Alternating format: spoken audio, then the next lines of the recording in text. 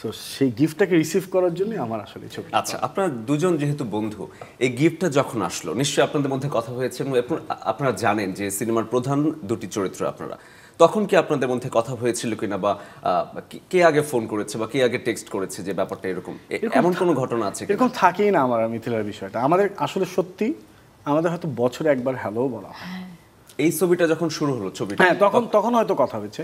মানে আমাদের ফ্রেন্ডশিপটা যে এত ছোটবেলার ফ্রেন্ড আমরা, যে আমাদের আসলে কোনো রুটিন মাফিক কিছু না, বরঞ্চ বকাবকি করে দেখা করা, যে কি তুই তো স্টার হয়ে গেছিস, তোর তো কোনো খোঁজ খবর নাই, খুব ভালো করে এইটা ওটা, তুই টাইম দে, রাজীব এসছে, হ্যাঁ, রাব্বি, প্রাতিক ওরা দেখা করতে যাচ্ছে, হ্যাঁ, হাবু মানে সরি, হ্যাঁ ঠিক আছে, ইমরান আসছে, মানে সব আমাদের ফ্রেন্ড, বেশ কিছু ফ্রেন্ড বাইরে থাকে, তো ওরা আসলে আমরা আবার সবাই গেট টুগেদার করি। সো ওই ওই হঠাৎ করে তখন হয়তো কথা হয়।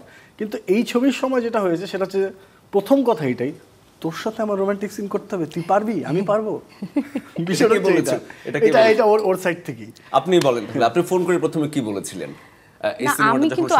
আমি যখন শুনি যে আচ্ছা এই ক্যারেক্টারটা নাইম করবে, মানে আমি তো আসলে মনে মনে আমি খুশি হয়েছি, কারণ আমার জন্য খুবই মানে আরাম হবে কাজ করতে, কারণ বন্ধুর সাথে কাজ করা, হ্যাঁ, আর আমরা একসঙ্গে আগে নাটকও করেছি বহু আগে, তো সেটা একটা ছিল। কিন্তু এই যে ওর সাথে আমার রোমান্টিক সিন করতে হবে, এটা খুবই একটু ফানি ছিল। আমাদের বললাম তো যে পুরো শুটের টাইমেও আমরা খুব হাসাহাসি করেছি, পুরো শুটিং টাইমটা আপনাদের দারুণ গেছে আসলে। হ্যাঁ, ওকে আমাকে বলতে হতো যে শোন, অন্যদেরকে যেভাবে ধরিস ওইভাবে ধর, আমাকে তুই তুচ্ছ করিস না।